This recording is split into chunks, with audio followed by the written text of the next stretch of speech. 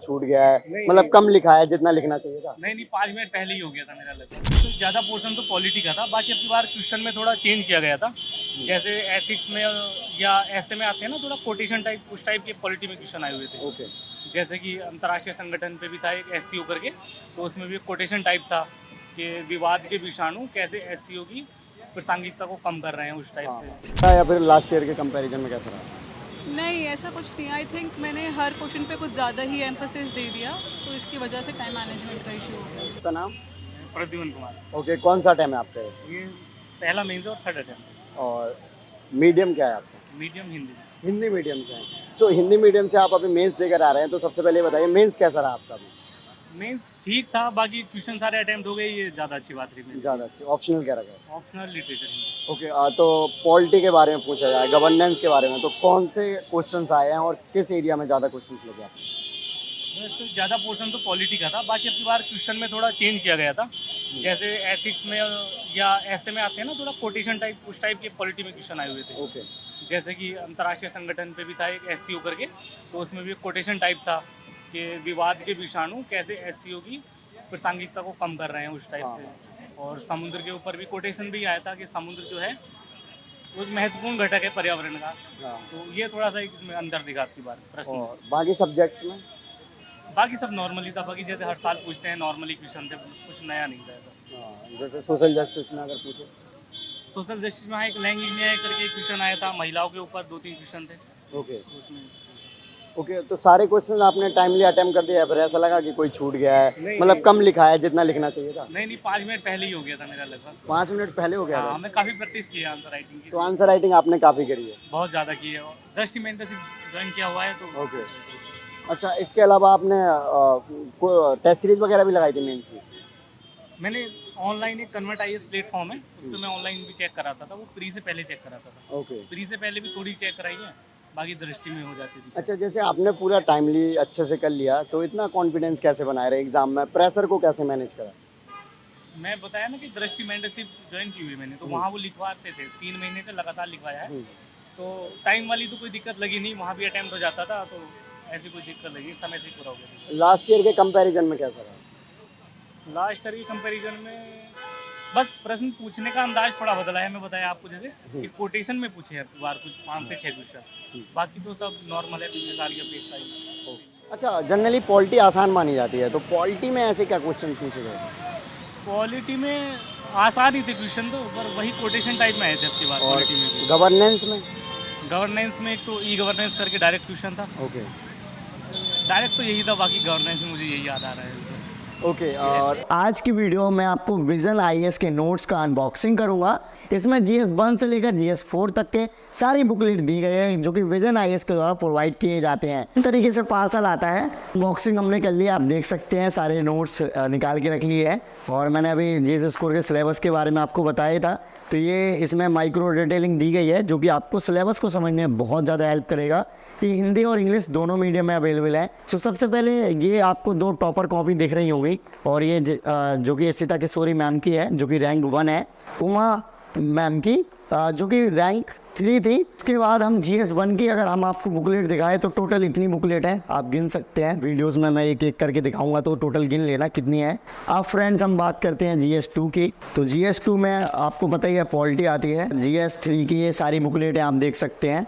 और इसके बाद आ जाते हैं एथिक्स GS पेपर 4 के बारे में, ये भी बहुत ज़्यादा इंपॉर्टेंट है।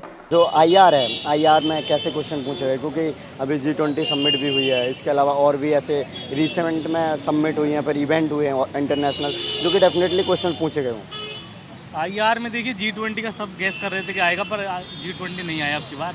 लेकिन जो रूस यूक्रेन पे आया था, नाटो में आया है कि भारत का क्या लाभ है, उसमें क्या हानि है।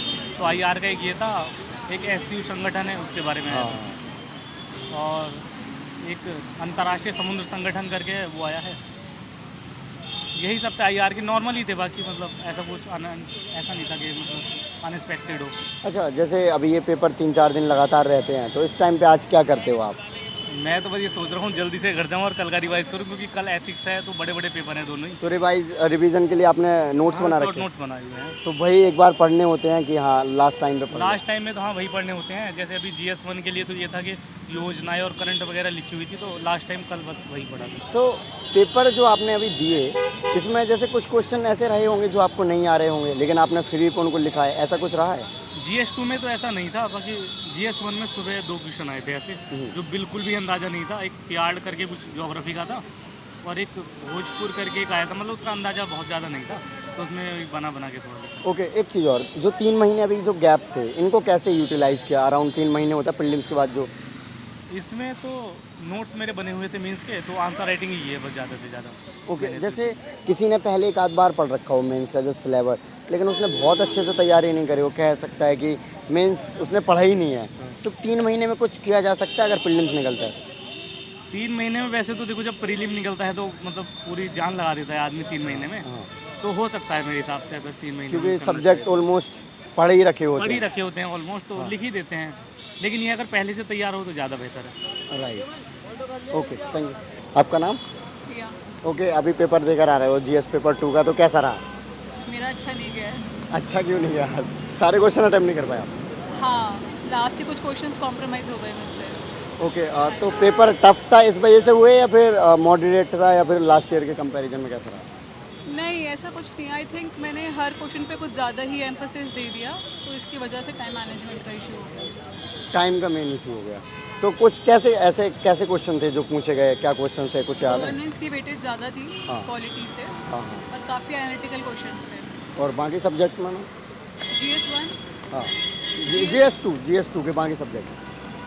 इंटरनेशनल रिलेशंस में भी 3 क्वेश्चंस थे, और स्पेसिफिक ऑर्गेनाइजेशन पे पूछ लिया था। काफ़ी मतलब अनएक्सपेक्टेड थे इंटरनेशनल रिलेशंस। जनरली जैसे मैम पॉलिटी हो गया, फिर IR, इसमें करंट ओरिएंटेड क्वेश्चंस पूछे जाते हैं, तो ऐसा रहा? हाँ, सी करंट जो होता है ना, वो एक बहुत ही ब्रॉड एरिया होता है। आप ये नहीं बोलोगे करंट से नहीं पूछा, क्योंकि अब UPSC लॉज और पॉलिसीज़ कम पूछता है, उसके थ्रू वो स्टैटिक पे ज़्यादा पूछता है, वो इनहेरेंट पार्ट होता है। तो लास्ट ईयर के कंपैरिजन में कैसा लगा आपको पेपर? लास्ट टाइम मेरा अच्छा गया था, इस टाइम कम अच्छा गया है। बट ऐसा कुछ नहीं है, जैसे हमने और टॉपर्स को देखा है तो कई बार वो कहते हैं इस बार हमारा अच्छा नहीं गया था, बट मार्क्स बहुत अच्छे आ जाते हैं। अब वो एक सब्जेक्टिविटी है, हाँ। वो मैं नहीं जानती, क्योंकि लास्ट टाइम मुझे लगा था बहुत एवरेज गया है, बट मेरे मार्क्स 100 से ऊपर थे। ओके, तो आपका GS1 अच्छा गया था, 2 थोड़ा ख़राब गया? नहीं, GS1 भी मेरा मॉडरेट गया है। Moderate। क्वेश्चंस काफ़ी अनएक्सपेक्टेड थे उसमें भी। ओके, ऑप्शनल क्या है वैसे? एंथ्रोपोलॉजी। एंथ्रोपोलॉजी है, तो उसको लेकर भी आप प्रिपेयर कर रहे होंगे इस टाइम? जी, एंथ्रोपोलॉजी को लेकर प्रिपरेशन। अच्छा, जैसे ये GS1 और GS2 का भी आपने पेपर दिया इस बार, आंसर राइटिंग वगैरह की होगी, टेस्ट सीरीज लगाई होगी, तो वो कितना लगता है उसका हेल्पफुल रहा है? मैंने नहीं लगाई है बहुत ज़्यादा टेस्ट सीरीज, अच्छा। बट आई रियलाइज कि लगानी चाहिए बहुत टारगेटेड अप्रोच से, because it helps to check your knowledge, तो आई थिंक लगानी चाहिए। ओके, सो ओवरऑल पेपर का पैटर्न जो देखें इस बार जो आया है क्वेश्चन अभी आप देख रहे हैं, तो आप फ्यूचर जो एस्पिरेंट्स हैं उनको क्या मैसेज देना चाहेंगे? रोट लर्निंग पे तो नहीं जाएगा, you have to be really analytical about the topic, और उसको हर डायमेंशन से सोचने की बहुत ज़्यादा ज़रूरत है। ओके, और जैसे आपका टाइम मैनेजमेंट गड़बड़ हुआ, तो अब आपने क्या सोचा है टाइम मैनेजमेंट को लेकर? इसके लिए आपने पहले से कुछ प्लानिंग नहीं कर रखी थी क्या? नहीं, मेरे को टाइम मैनेजमेंट ऐसे इश्यूज होते ही नहीं है। मेरा पेपर आज भी कंप्लीट हो जाता, बट वो थोड़ा मैं बीच में स्लो हो गई थी, वो एक इशू था। टाइम मैनेजमेंट हो जाएगा, आप हर क्वेश्चन पे टाइम चेक करते रहिए, एक्सीड नहीं करना चाहिए आपका काम। Okay, thank you ma'am.